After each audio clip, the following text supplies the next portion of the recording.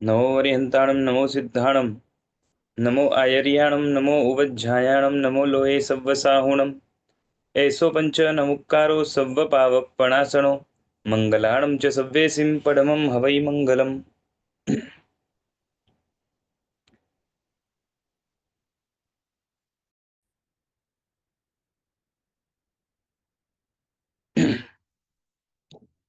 ત્રણ પ્રકારના ભ્રમની વાત આપણે કરતા હતા. એમાં એક હતું કાલ્પનિક ભ્રમ, બીજો હતો વાસ્તવિક ભ્રમ અને ત્રીજો મોહજન્ય ભ્રમ. બરાબર છે. આમ પણ વાસ્તવિક ભ્રમ પણ મોહજન્ય જ છે, કાલ્પનિક ભ્રમ પણ મોહજન્ય છે. પણ કાલ્પનિક ભ્રમની અંદર મિથ્યાત્વ મોહની અને અનંતાનુબંધી કષાયનો મેજર રોલ છે. વાસ્તવિક ભ્રમ છે અને છેલ્લો જે મોહજન્ય ભ્રમ છે, બંને અપેક્ષાએ તો મોહજન્ય જ છે. છતાં પણ એમાં જે છે ને થોડોક ફરક એ છે કે વાસ્તવિક ભ્રમની અંદર અપ્રશસ્ત કષાયો પણ છે અને માત્ર મોહજન્ય જે ભ્રમ છે એની અંદર માત્ર પ્રશસ્ત કષાય છે. કષાય હોવાના કારણે એટલા અંશે સત્યથી દૂર રહેશે અને અસત્યની અંદર જેટલો રહેશે એટલો એ ભ્રમમાં તો રહેવાનો છે. એની આપણે વાત કરી હતી અને આપણે જોયું કે ગાઢ મિથ્યાત્વીથી લઈને પેલાની ચાર દ્રષ્ટિઓ સુધી, એટલે ચોથી દ્રષ્ટિ સુધી જ્યાર સુધી સમ્યક દર્શન ન પામે ત્યાર સુધી કાલ્પનિક ભ્રમ રહે છે. અને શું કહેવાય કે અગર સમ્યક દર્શન પ્રાપ્ત કરે, પાંચમી દ્રષ્ટિમાં આવે તો ભ્રમ કાલ્પનિક હવે નીકળી જાય છે. હવે જે ભ્રમ છે એ ચારિત્ર મોહનીય જન્ય છે. પીળું દેખાય છે પણ ખબર છે પીળું નથી, ખાતરી થઈ ગઈ છે. એટલે વાસ્તવિક ભ્રમ છે, એટલે દેખાય છે વાસ્તવમાં પીળું પણ પાછે ખબર છે, એટલે અંદર જે કલ્પના હતી એ નીકળી ગઈ.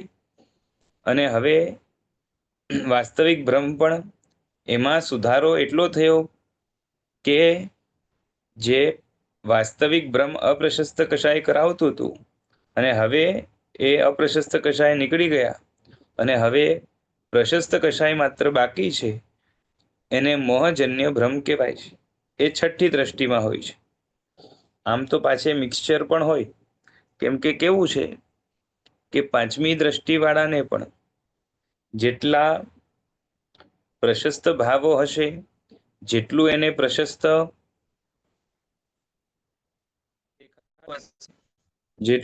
પ્રશસ્ત અનુભવાતું હશે એ બધું કેવું છે તો કે મોહજન્ય ભ્રમમાં આવશે. અને પાંચમા વાળાને જેટલું પણ અપ્રશસ્ત થશે, જેટલા ભાવો અપ્રશસ્ત થશે એટલા અંશે એ વાસ્તવિક ભ્રમની અંદર ગણાશે કે લેખાશે. એક જ મિનિટ.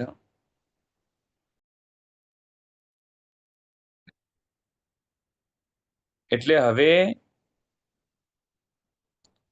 છઠ્ઠી દ્રષ્ટિ પહેલા પણ જેટલા અંશે પ્રશસ્ત ભાવો છે અને એ પ્રશસ્ત ભાવો પણ જેટલા યોગ્ય છે, આજ્ઞા મુજબના છે, ભગવાનની આજ્ઞા મુજબના, એટલા અંશે એનામાં એ મોહજન્ય ભ્રમ રહેશે. પાછે એટલું પણ સમજી લેવાનું કે જેટલા અંશે એનામાં શુદ્ધિ હશે, જેટલા અંશે શુદ્ધ ભાવો હશે, એટલા અંશે એનામાં ભ્રમનો અભાવ પણ હશે.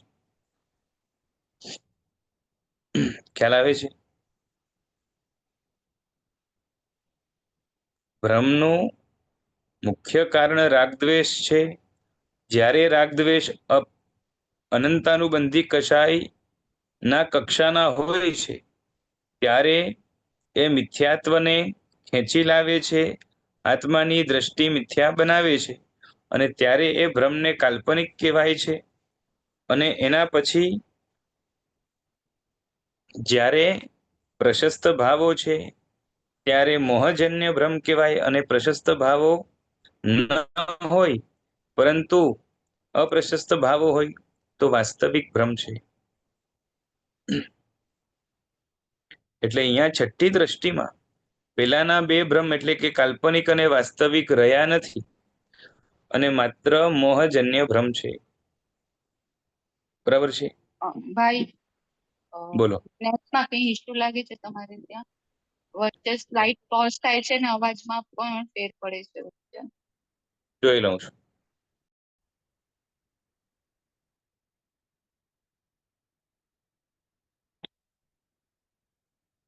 એટલે હવે અહીંયા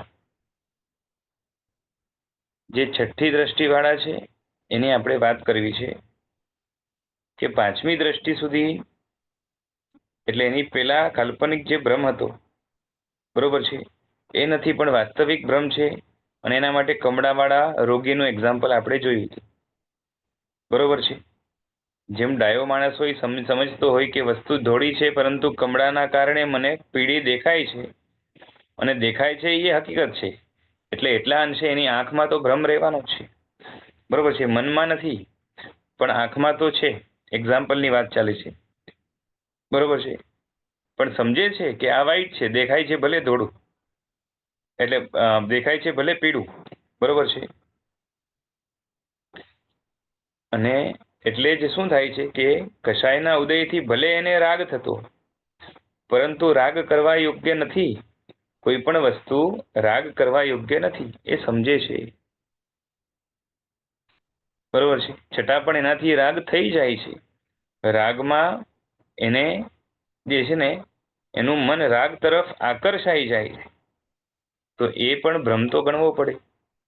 કેમ કે આકર્ષાઈ જાય અને રાગ કરે એનો અર્થ જ છે કે જે છે ને એને એટલા અંશે ત્યાં કંઈક સુખ લાગે છે. બરોબર છે. માનતો ભલે નથી પણ લાગે છે. આ થોડુંક અજુગતું લાગશે પણ કેવું છે કે જે વ્યક્તિને ખાતરી થઈ ગઈ છે કે સિગરેટ પીવાથી કેન્સર થાય, બરાબર છે, અને છતાં પણ અને એને પણ કેન્સરના અણસાર પણ આવી ગયા છે એટલે કોન્ફિડન્સ પૂરેપૂરો છે કે હું વધારે પીશ તો મારી મોત નજીક છે, કેન્સર વધી ગયું તો ઈલાજ પણ નહીં થઈ શકે, એટલે એકદમ ખાતરી છે કે આ ન પીવાય, છતાં પણ આટલા વર્ષની આદતના કારણે એને જે આકર્ષણ થઈ જાય છે એ આકર્ષણ રસરૂપ રુચિરૂપ નથી. બરોબર છે. પણ એ આકર્ષણની અંદર કંઈક તો એને ખેંચી જાય છે, એને કંઈક તો મજા આવે જ છે. વાત બરોબર કે નહીં? જી બરાબર. બરોબર છે. તો અહીંયા પણ જે ટેવ છે એ આત્મા ઉપર ચારિત્ર મોહનીયના કારણે કે ચારિત્ર મોહનીય રૂપે આત્મા ઉપર કંડારાયેલી છે અને માટે ચારિત્ર મોહનીયના ઉદયના કારણે એનાથી કસાય થઈ જાય છે અને પાછી એ કસાયને પ્રશસ્ત રૂપે પણ ફેરવી શકતો નથી. જો ફેરવી નાખે તો મોહજન્ય ભ્રમ રહે, વાસ્તવિક ભ્રમ ન રહે. બરોબર છે. અને છઠ્ઠી દ્રષ્ટિવાળાને તો એવું છે કે વિષયોની મન ઉપર બિલકુલ એને અસર નથી. જેટલા ભાવો છે પ્રશસ્ત છે, કારણ કે વિષયની મન ઉપર અસર હોય તો સ્વાર્થી માનસ બને અને સ્વાર્થી માનસ બને પોતાને વિષયનો ખપ જે છે ને ત્યાં ઊભો થાય, ડિમાન્ડ ઊભી થાય એટલે સ્વાર્થ આવી જશે અને સ્વાર્થ આવશે એટલે અપ્રશસ્ત ભાવો જ ગણાશે. સ્વાર્થમાંથી જ ભૌતિક સ્વાર્થમાંથી જ બધા જ અપ્રશસ્ત ભાવો જન્મે છે. બરાબર છે કે નહીં? એટલે અપ્રશસ્ત કસાય છઠ્ઠી દ્રષ્ટિવાળાને પૂરેપૂરા નષ્ટ થઈ ગયા છે એટલે એને આવો જે રાગ છે સ્વાર્થવાળો ભૌતિક વિષયોનો એ એનામાં નથી. માત્ર શું છે તો કે અવિરતિજન્ય જે છે ને કશાય હોઈ શકે અથવા તો વિરતિની હાજરીમાં પણ પ્રશસ્ત કશાય હોઈ શકે. પ્રશસ્ત કશાય જાય તો આત્મા આગળ વધે, પણ છઠ્ઠીમાં પ્રશસ્ત કશાય છે એનાથી આગળની ભૂમિકા હજી પામવાની બાકી છે. એટલે હવે પ્રશસ્ત કશાય પણ આગળ જઈને છોડવાના આવશે. અહીંયા પ્રશસ્ત કશાયોની પરાકાષ્ઠા આવશે અને અપ્રશસ્ત કશાયોનો નામો નિશાન નથી. બરોબર છે. એટલે હવે આ છઠ્ઠી દ્રષ્ટિવાળા કેવા છે? મન ઉપર કાબુ છે બરાબર છે. મન ઉપર કાબુ કેવો છે તો કે કષાયનું જે ફોર્મ છે ઓરિજિનલ, એને એ બદલાવી શકે છે, અને એ પણ એની દિશા આખે આખી કેવી તો કે આખું 180 ડિગ્રી જે છે ને એની ડિરેક્શન ચેન્જ કરી નાખે છે. એટલો મન ઉપર કાબુ છે. મનનો ઉપયોગ કરીને ભાવ મનની અંદર જે ભાવો કરવાના છે એ જે છે ને મોહ પોતાના તરફથી જેવા ભાવો આત્મા પાસે કરાવવા માંગે છે, છઠ્ઠી દ્રષ્ટિવાળા આત્માઓ એ ભાવોને આખે આખા કન્વર્ટ કરી નાખે છે. કેમાં તો કે આખા ઊંધી દિશામાં. સમજાય છે? અપ્રશસ્ત કષાયો બીજા જીવોની ઉપેક્ષા કરાવશે અને પ્રશસ્ત કષાયો બીજા જીવોની હિત ચિંતા કરાવશે. અપ્રશસ્ત કષાયો ભૌતિક જે છે ને જે સ્વાર્થ છે એનું પોષણ કરાવશે, અને પ્રશસ્ત કષાયો એ ભૌતિક સ્વાર્થ છે ત્યાં તુચ્છતાની બુદ્ધિ ધારણ કરાવશે, ત્યાંથી આત્માનું જે છે ને આકર્ષણ પૂરેપૂરું જે છે ને લઈ લેશે, ખેંચી લેશે કે ડામી દેશે.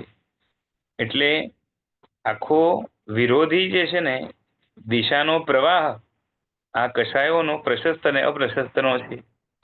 તો એવો અપ્રશસ્ત કષાય રૂપે અનાદિથી આત્માને જે ટેવ હતી અને એ રીતે જ કષાયોનો ઉદય આવતો હતો. ક્યારેક ક્યારેક અમુક જે છે ને કર્મની હળવાશના કારણે, અમુક નિમિત્તોના કારણે, અને પાછી અંદર અંદર તો અમુક જાતની પરભવ માટે પણ સ્વાર્થની બુદ્ધિ રહેલી હોવાના કારણે એ પ્રશસ્ત કષાયો ટેમ્પરરી કરતો હતો. છઠ્ઠી દ્રષ્ટિવાળાને ટેમ્પરરી પ્રશસ્ત કષાયમાં રસ નથી. પ્રશસ્ત કષાયને તો એને સ્વરૂપ જે છે ને સમજીને, અને શું કહેવાય કે એને પોતાનો સ્વભાવ બનાવી દીધો છે, અને સમજી વિચારીને, અને પાછી સમજે છે કે આને પણ પછી છોડવાના છે જ. અને ઇન્દ્રિયોના જે વિષયો છે એમાં તો અસારતાની બુદ્ધિ હોવાના કારણે, પછી ખાલી અસારતાની નહીં પરંતુ અનર્થકારિતાની બુદ્ધિ હોવાના કારણે, અને ખાલી બુદ્ધિ છે એટલું નહીં પરંતુ આચરણમાં પણ છે, એટલે વિષયોની વિમુખતા એની પૂરેપૂરી છે. એટલે ઇન્દ્રિયો તરફ એ તણાઈ નથી જતો, અપ્રશસ્ત કષાયો તરફ તણાઈ નથી જતો, અશુભ ભાવો તરફ. અને પ્રશસ્ત કષાયમાં પૂરેપૂરો જે છે ને કેવો છે તો કે પાકો છે. એટલે એણે મન ઉપર કાબુ પૂરેપૂરું મેળવ્યું છે. અને પ્રશસ્ત કષાયો જેને હોય એનામાં સત્વ ઘણું હોય. સમજાય છે? કારણ કે હવે શું થશે, પ્રશસ્ત કષાયો જેટલા આપણે કરીએ, કોઈ પણ કરે, કોઈ પણ વ્યક્તિ પ્રશસ્ત કષાયો જેટલા કરે એટલા અંશે એની નબળાઈઓ ઘણી બધી ઓછી થઈ જાય. સમજાય છે? અપ્રશસ્ત કષાયના કારણે આત્મા જેટલો વલ્નરેબલ છે, પ્રશસ્ત કષાયના કારણે એટલો વલ્નરેબલ નથી. કેમ કે અપ્રશસ્ત કષાયમાં તો એ જ છે કે જેટલું સ્વાર્થ સધાય એટલું સાધી લેવું, અને બીજા જીવોનું જે થવું એ થાય. સમજાય છે? આ અંદરમાં ધરબાયેલી અપ્રશસ્ત કષાયોની અંદર ભાવના રહેલી હોય છે. એટલે એના કારણે શું થશે તો કે ડગલે ને પગલે એને વાંધો પડવાનો, એનું મન વધારે ને વધારે સંક્લિષ્ટ રહેવાનું, અને કોઈ પણ એના મન સાથે પણ છેડછાડ કરી શકે. સમજાય છે? જેને વિષયોની ભૂખ હોય, જેને માનપાનની ભૂખ હોય, આ બધા અપ્રશસ્ત કષાયો છે. તો એવા વ્યક્તિને ઇઝીલી કોઈ પણ નચાવી શકે કે નહીં? સમજાય છે? જી. કોઈએ એને કાબુમાં લેવો હોય, બાટલીમાં ઉતારવો હોય, તો એની પ્રશંસા કરે, થોડુંક માન આપે, સારી રીતે જે છે ને આગતા સ્વાગતા કરે અને જમાડે વગેરે કરે તો ઇઝીલી બાટલીમાં ઉતરી જાય.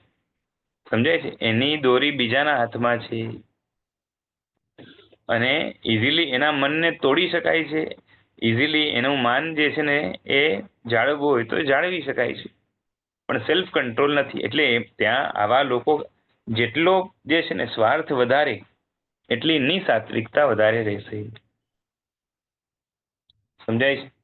ત્યાગની વૃત્તિ ઓછી, કંઈ પણ કોમ્પ્રોમાઇઝ કરવાની તૈયારી નહીં, બીજા માટે કંઈ કરવાની તૈયારી નહીં, બરોબર છે. આ બધું અપ્રશસ્ત કષાયો છે. થોડું ઘણું કરવાની તૈયારી હોય તો એટલા અંશે કષાયો ઓછા અને પ્રશસ્ત એટલા વધારે. પણ જેટલી અપ્રશસ્તતા રહેશે કષાયમાં એટલા અંશે સત્વ વગેરે જે ગુણો છે, બરોબર છે, સત્વ છે એ હણાઈ જશે, નમાલાપણું વધી જશે. પછી જે છે ને એ ઇઝીલી જે છે ને એના મનને શું કહેવાય કે તોડી શકાય, જોડી શકાય વગેરે એ કોઈના પણ હાથમાં દોરી આવી જશે. તો એ વિચારો જે છે ને ઘણો કેવો કહેવાય કે વલ્નરેબલ છે. ઇઝીલી જે છે ને કોઈ પણ સંયોગોના લપેટમાં આવીને એ ઇઝીલી એ સુખી કે દુખી એટલે રતિ અને અરતિમાં આવી જશે. આવો પેલો નહીં આવે. પ્રશસ્ત કષાય વાળું તો શું છે, જેટલા પ્રશસ્ત કષાયો વધારે એટલું સ્વાર્થ ઓછું, અને જેનું પરાકાષ્ઠાનું પ્રશસ્ત કષાય છે એને તો બિલકુલ ભૌતિક સ્વાર્થ નથી. આ છઠ્ઠી દ્રષ્ટિવાળા એવા જ છે. અને એના કારણે શું થશે કે ભલે તમે એને જે છે ને મારી નાખો, કાપી નાખો, ભલે એને જે છે ને સારામાં સારું આપો કે જે છે ને ખરાબમાં ખરાબ આપો, પણ એના મન ઉપર બિલકુલ અસર નહીં થાય. હંમેશા પ્રસન્ન રહેશે. મનની મજબૂતાઈ પણ એટલી હશે કે જેના કારણે એની સંકલ્પ શક્તિ મજબૂત હશે, જે ધારે એ કરી શકે. આ બધું છે. મનને વાળવું એ દિશામાં વાળી શકે. આ બધું જ છઠ્ઠી દ્રષ્ટિવાળા મહાયોગી કહેવાય એવા આત્માઓ જેણે કષાયોને પૂરેપૂરા કાબૂમાં લીધેલા છે અને મનને જે છે ને ગુણોથી, પ્રશસ્ત કષાયોથી આખે આખો, એ પણ એકાદ બે નહીં પરંતુ પૂરેપૂરો ભરી દીધો છે. એટલે હવે મન કંટ્રોલમાં છે. જો મન મજબૂત પણ છે, મન કંટ્રોલમાં પણ છે અને મોટે ભાગે પોઝિટિવ છે. કષાયો પણ જે છે ને એની શું કહેવાય કે ચંચલતા નથી હોતી. એમના કષાયો પણ કેવા હોય કે સ્થિરતાવાળા હોય. પછી જે છે ને અંદર ઉછાંછળાપણું ન હોય. પછી જે છે ને વગર મફતના પણ પ્રશસ્ત કષાય પણ કેવા તો કે ઉછાળા મારતા હોય એવા ન હોય, બરોબર છે. સ્વભાવને ચંચલ બનાવે એવા ના હોય. તો આ બધા હોય છે. એટલે એના કારણે શું થશે તો કે કષાયોનો પણ, પ્રશસ્ત કષાયોનો પણ ઉપયોગ જેટલો કરવો હોય એટલો જ કરશે, બરોબર છે. અને પાછે સમજવું એટલા છે.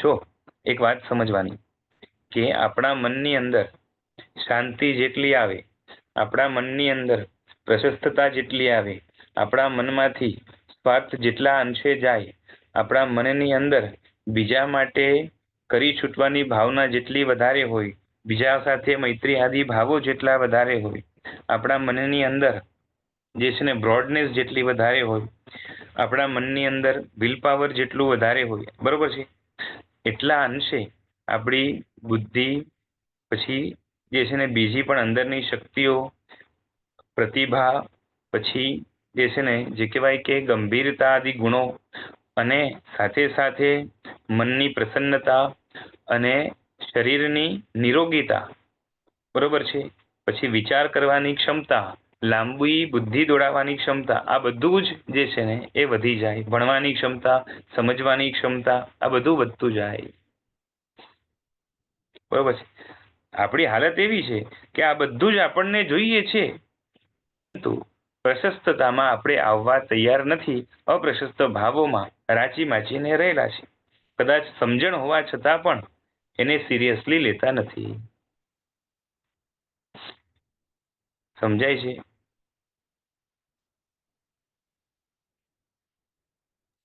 પ્રશસ્ત કષાયમાં તો આપણે પોતે આવી શકીએ છીએ. અપ્રશસ્ત ભાવોનો ત્યાગ પણ આપણે જે છે ને કરી શકીએ છીએ. છઠ્ઠી દ્રષ્ટિ હમણાં નહીં આવે, પણ કમથી કમ જે છે ને છઠ્ઠી દ્રષ્ટિમાં જે કષાયોની દશા છે એવા લેવલની કષાયની દશા લાવવા માટેનો ઘણો પ્રયાસ આપણે કરી શકીએ છીએ. સમજાય છે?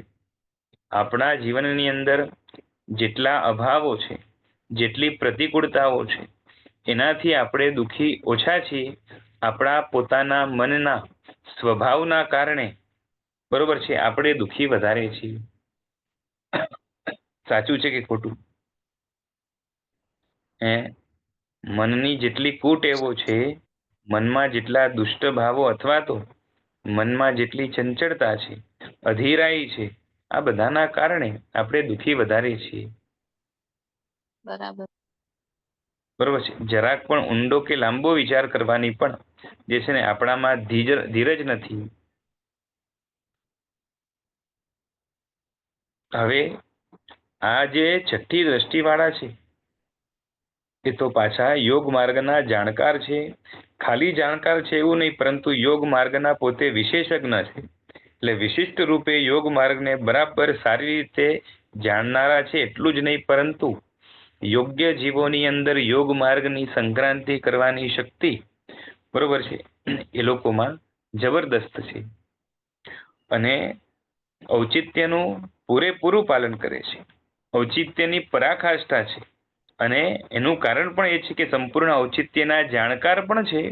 બરોબર છે. શાસ્ત્રથી પરિકર્મિત એમની બુદ્ધિ પાછે અંદરથી છઠ્ઠી દ્રષ્ટિના કારણે શું થાય છે તો કે અંદરથી ભાવો પણ જે સ્ફુરે એ બધા કેવા હોય તો કે સાચી દિશામાં લઈ જનારા હોય. બરોબર છે. એટલે ઔચિત્ય કઈ મામૂલી વસ્તુ નથી, મહાગંભીર વસ્તુ છે. કેમ કે ઔચિત્યમાં તો શું છે ખબર છે, આખા જગતના બધા જીવોના દોષોને પચાવવાનું આવે અને બધા જીવોના હિતને આગળ કરીને એના સાથે જે વ્યક્તિ સાથે ડીલ થાય, એટલે કે જે વ્યક્તિનો સામનો કરવાનો આવે અથવા તો જેની સાથે મળવાનું આવે ડિરેક્ટલી અથવા તો વાયા, અને લાગે કે યોગ્ય આત્મા છે, ખબર પડે કે યોગ્ય આત્મા છે, તો એનું હિત કરવા માટેની પૂરેપૂરી તૈયારી હોય. અને એ પણ કેવું હિત કરે તો કે આર પાર વિંધાય એવું, એટલે કે નિષ્ફળ ન જાય એ રીતે હિત કરે. એટલે આ જે છે ને, એટલે તો છઠ્ઠી દ્રષ્ટિવાળા જીવો બરોબર છે કેવા છે તો અપેક્ષાએ આઠે આઠ દ્રષ્ટિમાંથી છઠ્ઠી દ્રષ્ટિવાળા જીવો એ જગત માટે વરદાન તુલ્ય છે. બરોબર છે. જેટલા અપેક્ષાએ કહું છું, સાતમી ને આઠમી વાળા નથી, અપેક્ષાએ. બાકી તો સાતમી વાળા જ્યાં ઊભા હોય એને કંઈ કરવાની જરૂર ન પડે, એના પ્રભાવથી જે છે ને ઘણું બધું થાય સારું.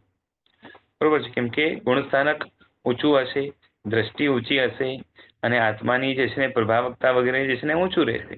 પણ એક્ટિવલી ઇન્વોલ્વ થઈને જે છે ને એ વચન આદિ દ્વારા અથવા તો પોતાની અમુક જાતની ક્રિયા આદિ દ્વારા સામેવાળા ઉપર પ્રભાવ પાડવાનું આવે તો આ આઠમી જે છે ને છઠ્ઠી વાળા બહુ સારી રીતે પાડી શકે. એટલે આ લોકોનું ઔચિત્ય છે એ પોતે પોતામાં જ એ ધર્મ છે. સમજાય છે. છઠ્ઠી દ્રષ્ટિવાળા યોગીઓ કે આત્માઓ એ અર્થકામની પ્રવૃત્તિ કરતા હશે તો પણ રિઝલ્ટ ધર્મનું જ આવશે. શું કહું છું? એટલે એમને અનુષ્ઠાન તો ધર્માનુષ્ઠાન જ છે. બરોબર છે. ક્રિયા અર્થકામની હોય ત્યારે પણ એમને અનુષ્ઠાન કયો છે તો કે ધર્માનુષ્ઠાન છે. કેમ કે એટલે તત્વથી, કેમ કે એ ફળ એ મેળવી જાણે છે. જેમ છે ને કોઈ પણ ધર્મ અનુષ્ઠાનનું ફળ શું હોય, ધર્મ ક્રિયાનું ફળ શું હોય?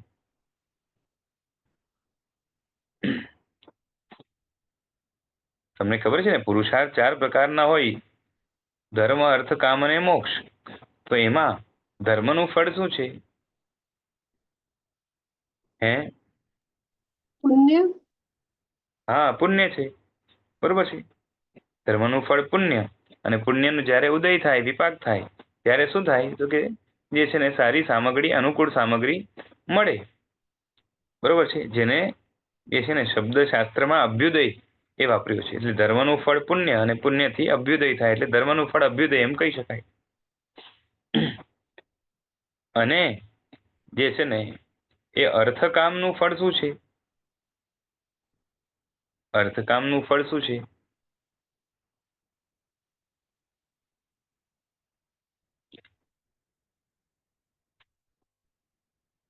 બોલો.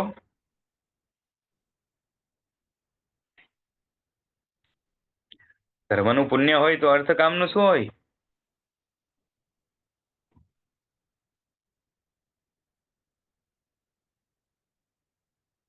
નથી બોલવું, પાપ. પાપ. બરોબર છે. અને જે છે ને મોક્ષ પુરુષાર્થ એનું ફળ શું છે?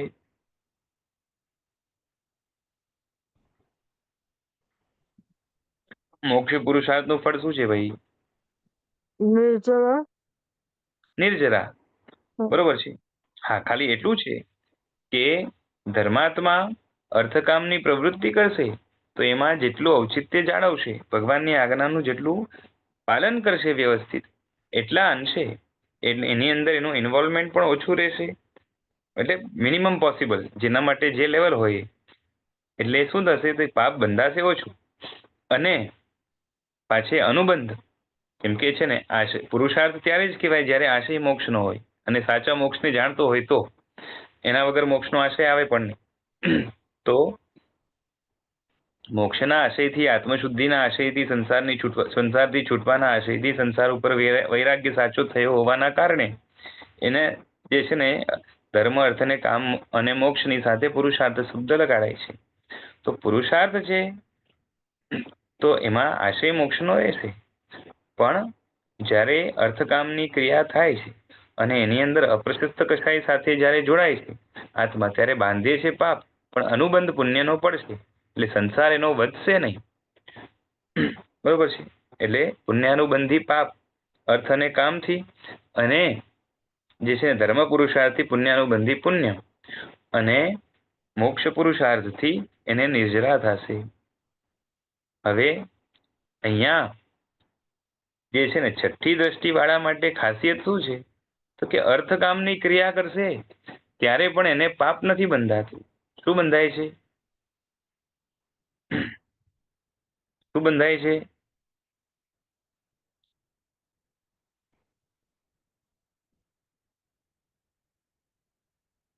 સમજ્યા તમે?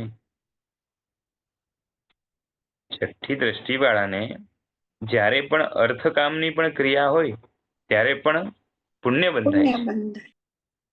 બરોબર છે. એટલે પુણ્ય બંધાણું એટલે જે છે ને ફળ કોનું મળ્યું? ધર્મ પુરુષાર્થનું મળ્યું ને.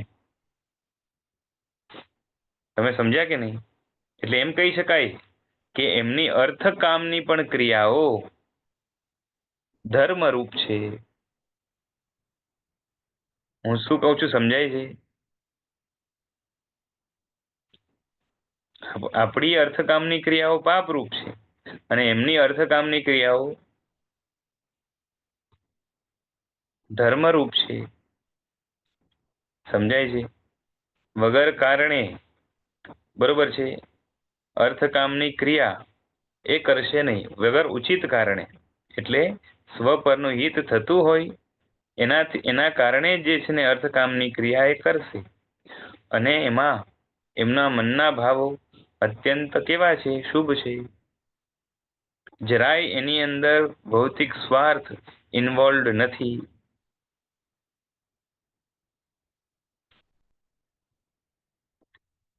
સમજાય છે? અને એના કારણે હવે જેના મનની અંદર અર્થકામના ભાવો છે જ નહીં, અર્થકામની ક્રિયા છે પણ અર્થકામના ભાવો નથી. ભાવો એકમાત્ર ધર્મના અને મોક્ષના છે, અને એમાં પણ ધર્મ ભાવોની જે છે ને અહીંયા પ્રધાનતા છે. અને એના કારણે જે છે ને સત્વ ઘણું બધું છે. એટલે કેટલા ગુણિયલ છે, કેમ કે સાત્વિકતાને શુભ ભાવથી લેવા દેવા છે. બરોબર છે. હા, શુભ ભાવ નષ્ટ થઈ જાય એના પછી પૂરેપૂરો નષ્ટ થઈ જાય તો સાત્વિકતા પણ ન રહે. સમજાય છે? અશુભ ભાવ નષ્ટ થાય તો રાજસપણું અને તામસપણું જાય, અને શુભ ભાવ પણ નષ્ટ થાય તો સત્વપણું પણ જાય, એટલે સાત્વિકતા પણ જાય. બરોબર છે?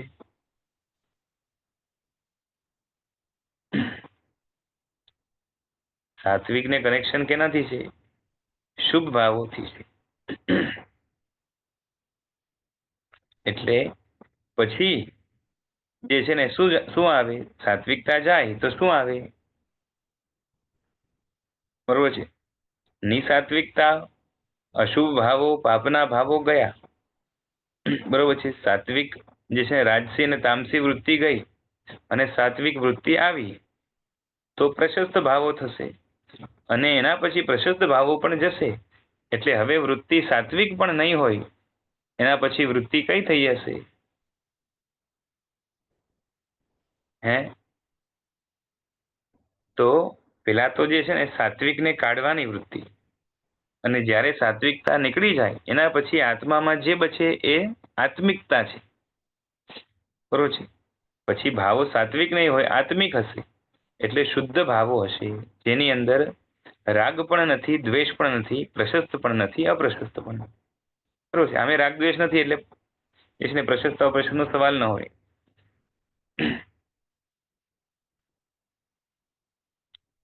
સમજાય છે? ભગવાનને કેવળ જ્ઞાન થયું પછી ભગવાન સાત્વિક છે, રાજસી છે કે તામસી છે? હે એકેય નહીં. એકેય નહીં. બરોબર છે. મનથી એટલે આંતરિક જે છે ને ભાવોની અપેક્ષાએ. બાકી ભગવાનની ક્રિયા બધી કેવી હશે? ક્રિયા છે ને દેખીતી રીતે કેવી હશે? તો કે સાત્વિક હશે. કેમ કે ક્રિયા તો શુભ ને અશુભ બે પ્રકારની જ હોય ને. સમજાય છે? કેમ છે ને સાત્વિકતાના કારણે સાહસ વગેરે ગુણો છે, તો એ બધા ગુણો જે છે ને એ ભગવાનમાં ત્યારે દેખાશે કે સાહસ સાથે ભગવાન જે છે ને કુમતોનું ખંડન કરશે. કેટલા પણ ઉપસર્ગો આવે, આમ તો જે છે ને ઇઝીલી આવતા નથી.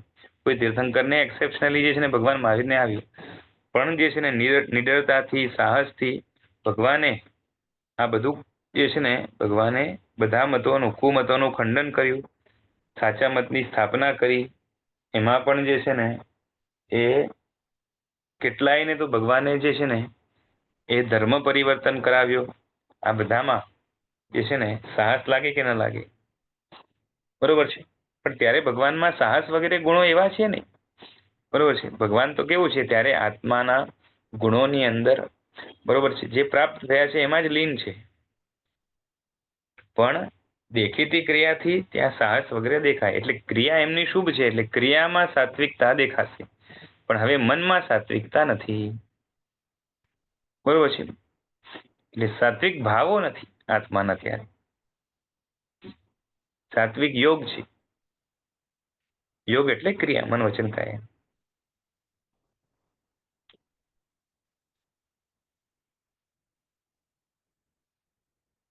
હું શું કહું છું સમજાય છે ને બરોબર?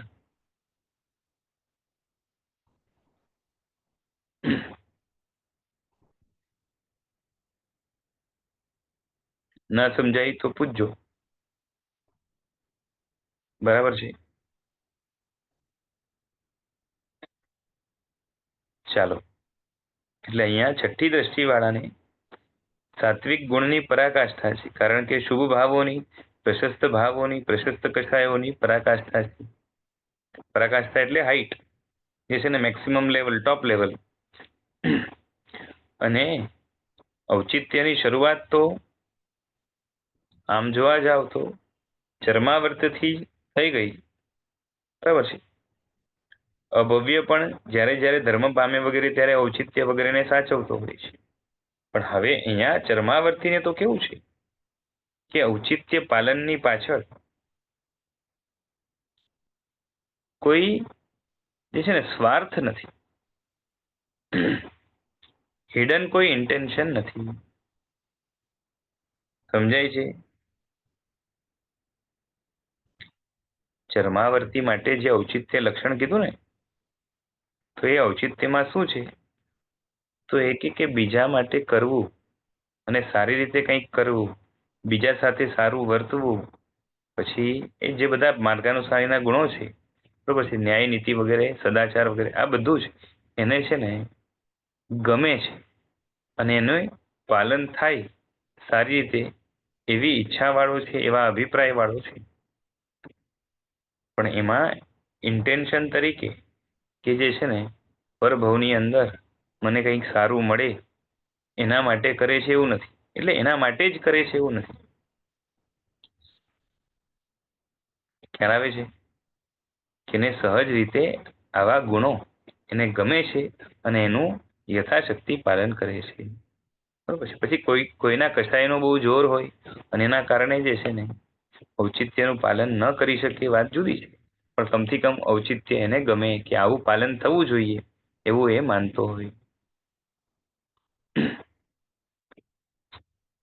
પછી બધા જેટલા પણ મોક્ષ માર્ગના તબક્કાઓ છે, સ્ટેપ્સ છે, એ બધામાં ઔચિત્યનું જે છે ને ઔચિત્યની મર્યાદાઓ જુદી જુદી થઈ જશે અને ઔચિત્યનું લેવલ પણ વધતું જશે.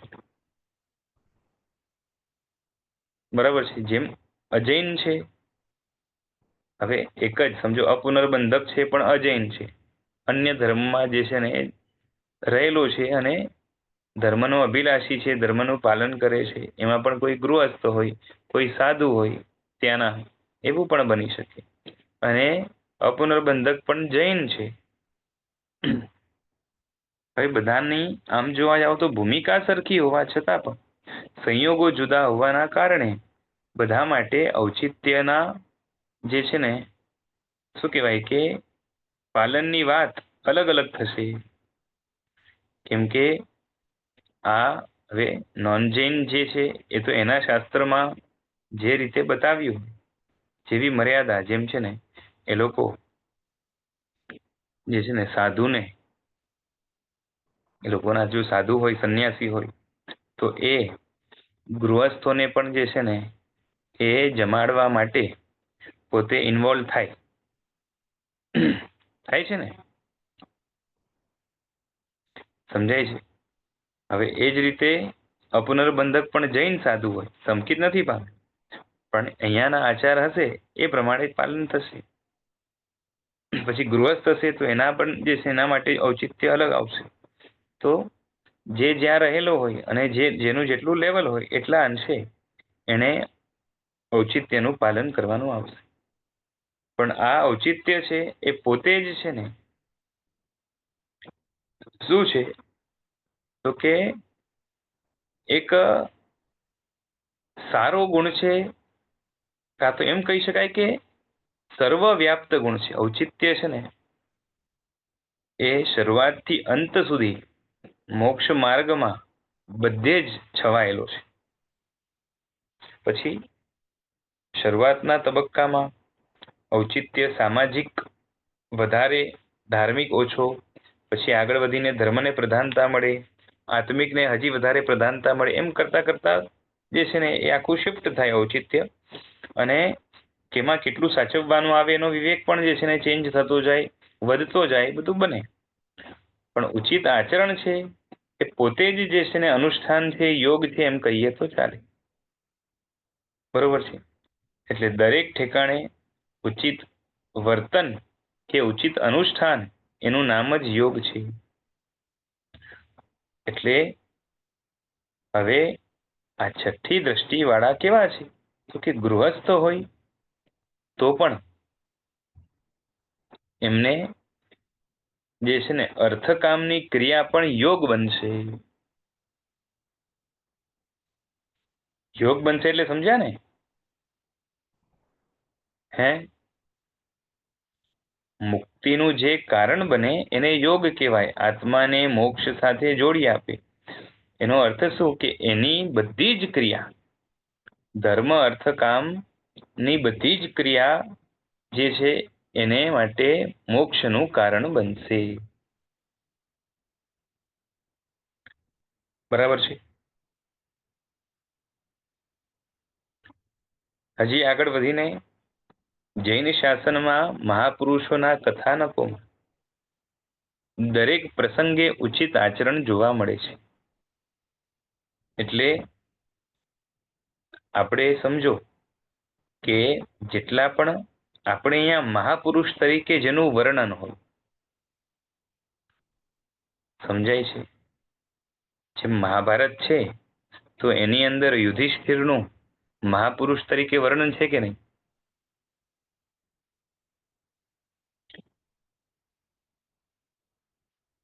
પાંડવો છે એમનું મહાપુરુષ તરીકે વર્ણન છે. પછી કૃષ્ણ છે તો એનું મહાપુરુષ તરીકે વર્ણન છે. બળરામ છે તો એનું મહાપુરુષ તરીકે વર્ણન છે. તો જે છે ને પછી જે દુર્યોધન છે તો એનું મહાપુરુષ તરીકે વર્ણન નથી. સમજાય છે? એનામાં પણ ઘણા બધા ગુણો હતા, પણ છતાં એનું મહાપુરુષ તરીકે વર્ણન નથી. તો અહીંયા વાત કોની ચાલે છે કે જૈન શાસનમાં મહાપુરુષોનું જ્યાં વર્ણન હોય, મહાપુરુષોના જ્યાં પણ કથાનક દ્રષ્ટાંતો હોય, એમના જીવનમાં દરેક પ્રસંગે ઉચિત આચરણ જોવા મળશે. ક્યારેક ક્યારેક કોઈક કર્મના ઉદયના કારણે, વિશિષ્ટ ઉદયના કારણે અથવા તો ઊંચા લેવલના ઉદયના કારણે એ પોતાના જે છે ને ઔચિત્યને ચૂકે તો એની શાસ્ત્રકારો ત્યાં નોંધ પણ લે છે અને ક્યારે પણ એના એ અનુચિત આચરણને છાવરવાનો પ્રયત્ન નહીં કરે. પણ એ તો અમે ક્યારે બને તો કે મહાપુરુષોના કથાનકની અંદર હજારો પ્રસંગો હોય, એમાં એકાદ બેમાં ક્યારેક એવું બને કે એમનાથી અનુચિત આચરણ થઈ ગયું અને એમાં પણ જે છે ને કારણ તરીકે એ અમુક જાતના સંયોગો અથવા તો કર્મનો ઉદય એ મુખ્ય હોય છે. બરોબર છે? એટલે હવે કેવું છે કે કોઈ પણ મહાપુરુષ એમનું કથાનક સમજો કે આપણને એક પેરેગ્રાફ આપ્યો અને કોઈ કે જે છે ને મને કે તમને કે આનું થોડુંક છે ને આમ ઇન્ટરેસ્ટિંગ ફોર્મમાં વિસ્તાર કરીને આને થોડુંક લખવાનું છે, તો એક પેરેગ્રાફમાંથી 4 પેજ અથવા તો એક બુક તૈયાર કરવી છે, તો આપણે બોલો તૈયાર કરી શકીએ?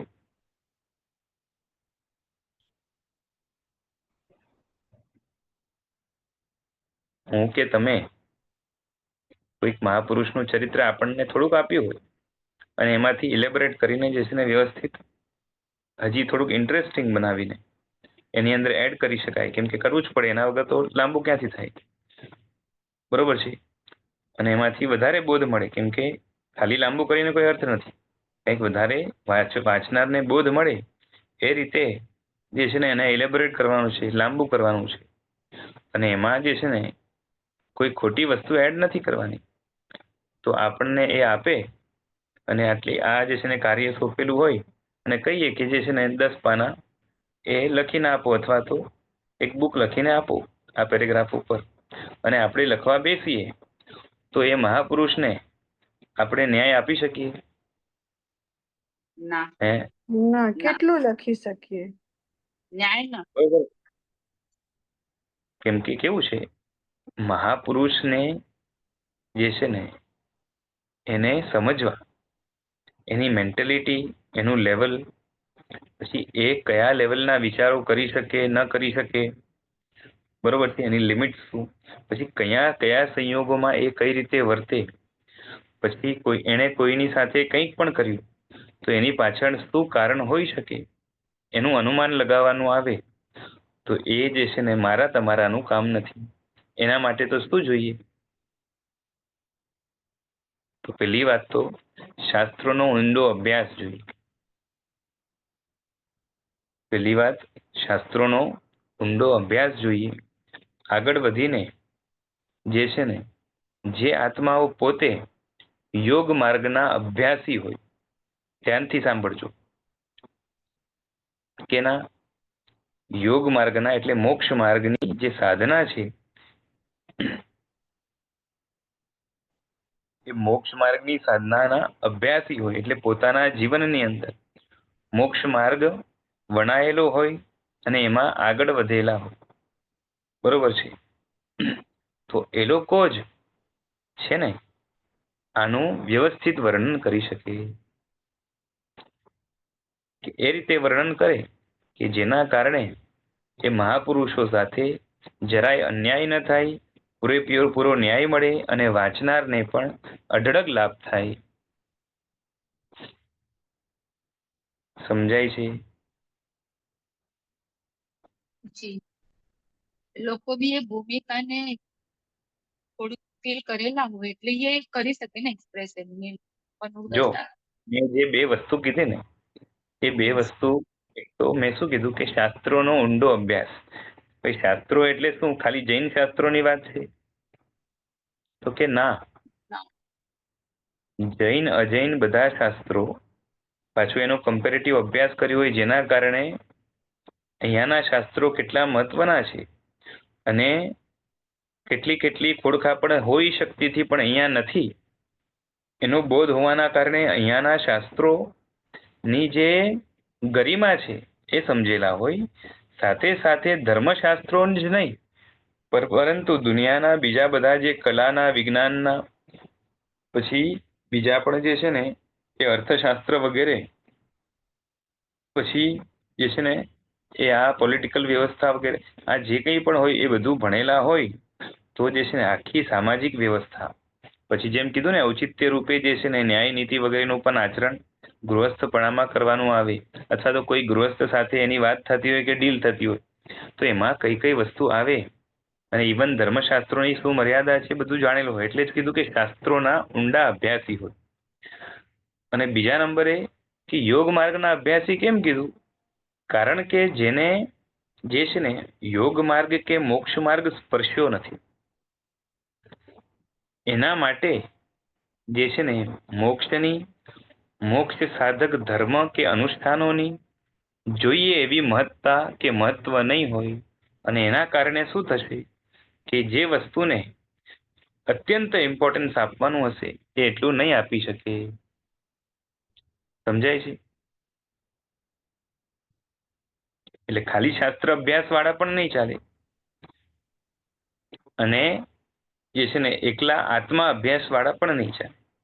કેમ કે યોગ માર્ગનો અનુભવ છે પણ બીજા શાસ્ત્રમાં જો પારગામી નથી તો સામેવાળો વ્યક્તિ જે છે ને એની કળા, જ્ઞાન, વિજ્ઞાન, પછી જે છે ને એનો સામાજિક વ્યવહાર વગેરે જે છે ને સમજી નહીં શકે.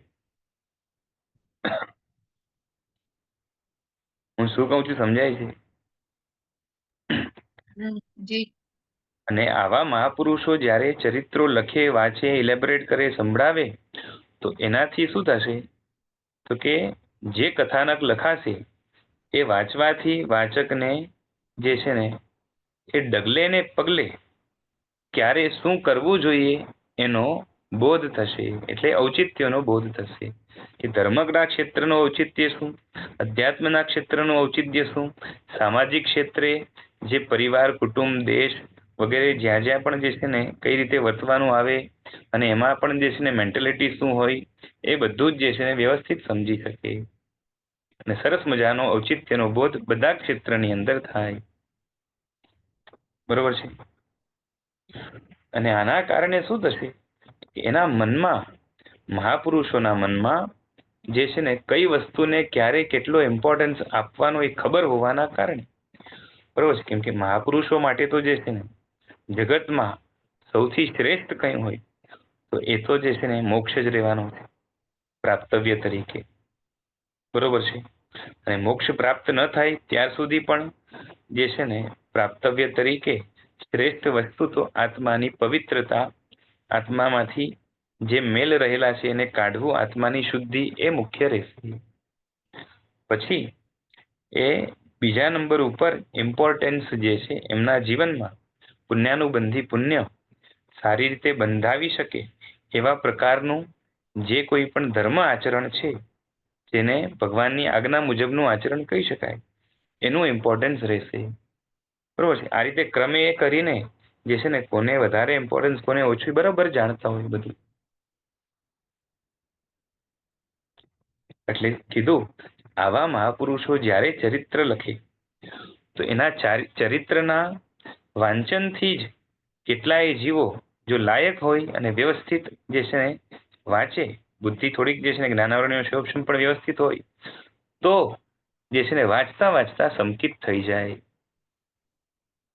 એમને સંકિતની પ્રાપ્તિ થઈ જાય, સમ્યક દર્શન મળી જાય. સમજાય છે કોની વાત કરું છું? અહીંયા જે છે ને ધર્મ કથાનું યુગ, બરોબર છે. એટલે મહાપુરુષોના ચરિત્રનું વાંચન, એમની કથાનું વાંચન, એનાથી જે છે ને સમ્યક દર્શન મળી જાય. અને એની સામે હવે અન્ય દર્શનના મહાપુરુષો છે, બરોબર છે, એ પણ ઓથેન્ટિક જે હોય, બરોબર છે, એ કદાચ ચરિત્ર લખે, બરોબર છે,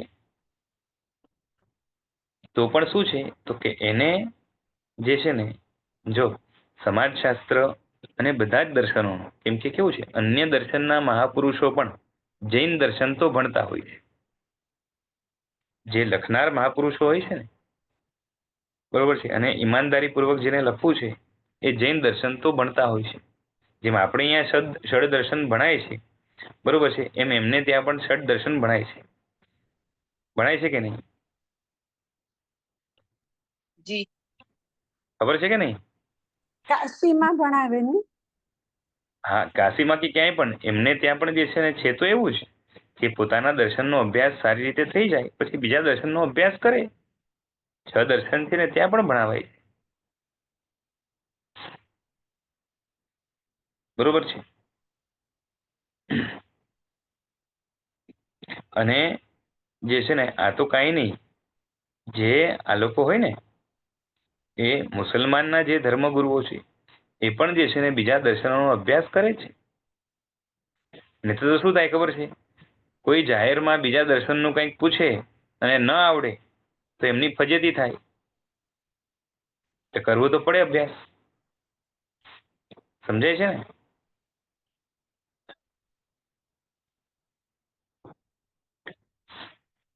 પણ એટલું છે કે ભણવા છતાં પણ ભણે, યાદ રાખે, પછી અમુક જે છે ને દલીલો પણ જે છે ને એ મનમાં ધારણ કરી રાખે, અવસરે જે છે ને ખંડન કરવાનું આવે ત્યારે બધું કરે. પણ એમનો એક માઇનસ પોઈન્ટ શું છે કે પોતે કેટલા પણ ઈમાનદાર હોય, જે પણ હોય, પણ એમને જે છે ને યોગ માર્ગનો, કેમ કે અહીંયાના મહાપુરુષો તો પેલી વાત તો જો અહીંયા છે ને ચારિત્ર લખવાવાળા, બીજાનું ચરિત્ર કે ચારિત્ર લખવાવાળા એ પોતે કોણ છે? મોટે ભાગે સાધુ હોય છે.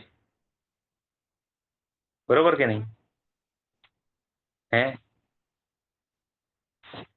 હા સર. એટલે ગુણસ્થાનક જ છઠ્ઠું આવી ગયું ને. ભાઈ છઠ્ઠા ગુણસ્થાનક વાળા સાધુઓને પણ ભાવથી ગુણસ્થાનકની વાત ચાલે છે, દ્રવ્ય સાધુની વાત નથી. તો ભાવથી છઠ્ઠા ગુણસ્થાનક વાળા પાછા કેવા લેવાના?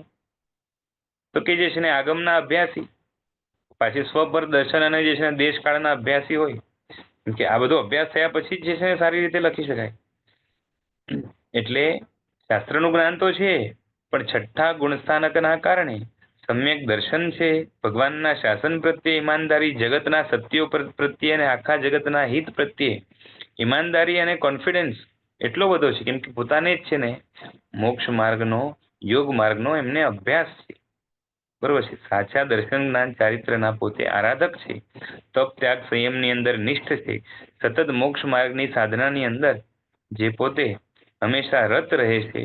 અને એમને પોતાને પણ જે છે ને ઘણા અંશે આત્મ સુખનો અનુભવ થાય છે.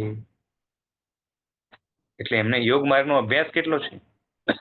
એટલે આવો અભ્યાસ બીજાને ન હોવાના કારણે બીજાને ત્યાં અન્ય દર્શનમાં ચરિત્રો પણ લખશે તો એની અંદર જે છે ને જેટલું લેવલ હશે એટલું જે છે ને સારું પણ આવશે, પણ અનુચિત પણ ઘણું બધું જોવા મળશે.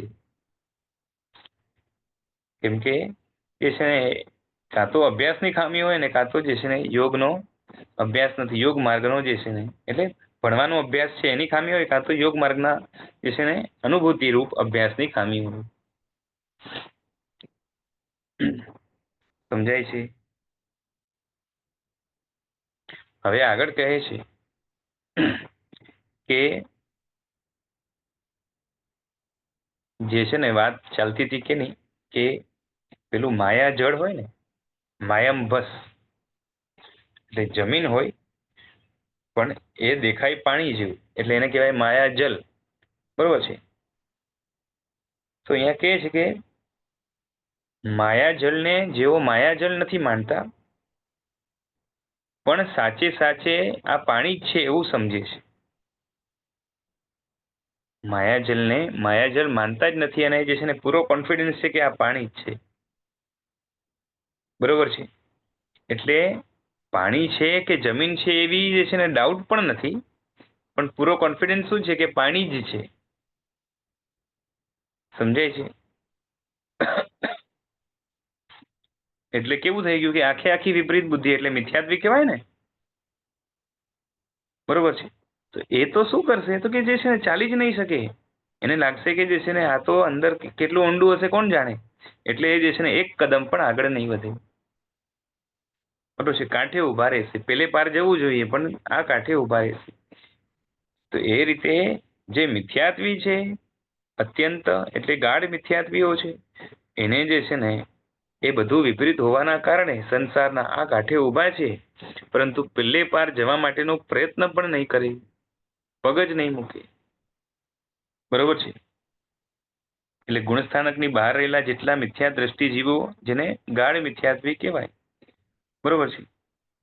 તો એ લોકો તો કેવું છે, એ લોકો માટે તો ભોગ જ શ્રેષ્ઠ છે. બરોબર છે. ભોગને જ છે ને પરમાર્થ માને છે, શ્રેષ્ઠ માને છે એકાંતે. અને એના કારણે શું થશે કે સંસારને પેલે પાર જવું તો દૂરની વાત, જે છે ને આ કાંઠાથી આગળ જ નહીં વધે. એટલે અહીંયાથી નીકળે ને તો ત્યાં જે છે ને વચ્ચેનો માર્ગ આવે. સમજાય છે? સંસાર પછી મોક્ષ માર્ગ અને પછી મોક્ષ. સમજાય છે ને? આ કાંઠો સંસાર છે. બરોબર છે. પછી વચ્ચે જે છે જ્યાંથી પસાર થવાનું છે એ મોક્ષ માર્ગ છે, અને જ્યારે પેલી બાજુ પહોંચી જાય તો એ મોક્ષ કહેવાય. આ ઉપમા છે અહીંયા. તો એમાં એ છે કે વચ્ચેનું જે છે ને માયા જળ જેને લાગે, એટલે માયા જળ લાગે. બરોબર છે.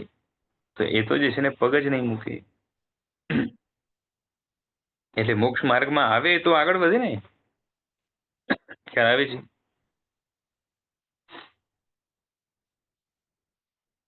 એટલે એમને ભોગમાં સુખની બુદ્ધિ છે, એટલે એમાંથી નીકળશે જ નહીં, એક કદમ પણ આગળ નહીં વધે, એટલે પ્રયત્ન જ નહીં કરે જરાય. બરોબર છે. એટલે સંસારના આ કાંઠે હંમેશા ખૂપેલા રહેશે. એટલે હંમેશા ભોગ માર્ગમાં છે હતા ને રહેશે, કેમ કે ત્યાં જ સુખની બુદ્ધિ છે. બરોબર છે. બાકી જે જ્ઞાનાદિ લક્ષણ વાળું સમ્યક દર્શન જ્ઞાન ચારિત્ર વાળું જે મોક્ષ માર્ગ છે, એટલે વચ્ચેનું જડ છે, એમાં એ ચાલતા નથી. બરોબર છે. અને જે મંદ મિથ્યાત્વી છે 4 દ્રષ્ટિ સુધી, એ કેવા છે, તો એમને જે છે ને ડાઉટ જાય છે કે આ પાણી છે કે જે છે ને જમીન છે કે ટાઇલ્સ છે, જે પણ છે, પૃથ્વી છે કે પાણી છે, એમને હજી જે છે ને ડાઉટ છે. એટલે શું કરશે?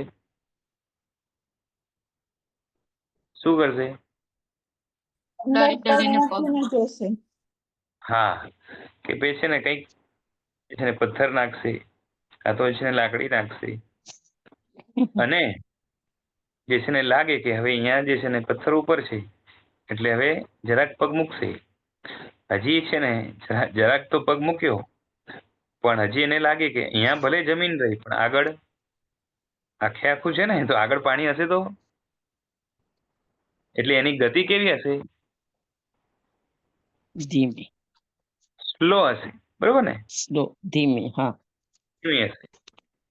અને જ્યારે આ છઠ્ઠી દ્રષ્ટિ વાળા તો જે છે ને વિચક્ષણતાના કારણે એની સ્પીડ છે ને એ આપણે શું કહેવાય કે આંકી ન શકીએ એટલી ફાસ્ટ હશે. બરોબર છે. પાણી તો નથી જ, એ ખબર છે, એટલે ચાલીને જ જવાનું છે. પાણી હોત તો સ્વિમ કરતા જાત.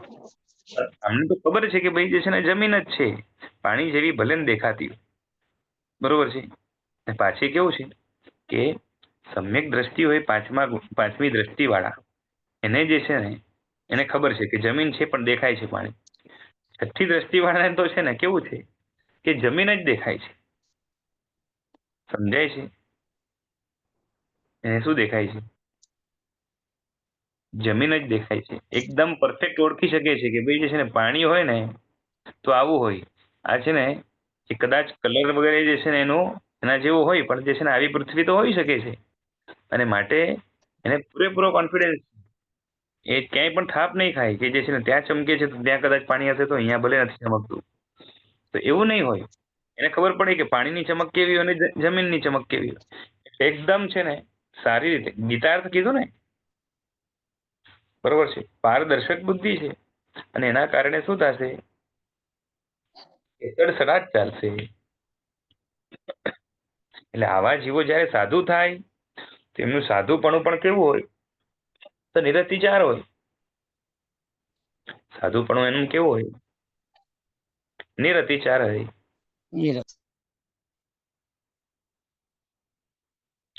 કેમ કે કેવું છે, અતિચાર છે ને લાગવામાં કારણ મુખ્ય શું છે, પ્રમાદ હોય કા અજ્ઞાન હોય.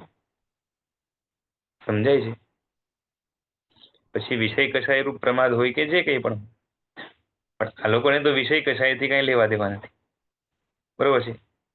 કે અપ્રશસ્ત વિષય કશાય હોય એ જ પ્રમાદ છે, તો એવું તો અહીંયા છે નહીં કઈ. અને જે છે ને અજ્ઞાન તો છે નહીં, શ્રેષ્ઠ જ્ઞાની છે, બરોબર છે. કોઈ ભણીને થયા હોય ને કોઈ તીર્થંકરની જેમ જે છે ને પૂર્વ ભાવનું જે સાથે લઈ આવ્યા હોય, પણ એ કેવા તો કે ગીતાર્થ મૂર્ધન્ય છે. તે વિવેક જોરદાર છે, જ્ઞાન જોરદાર છે, બરોબર છે, પ્રજ્ઞા સારામાં સારી છે.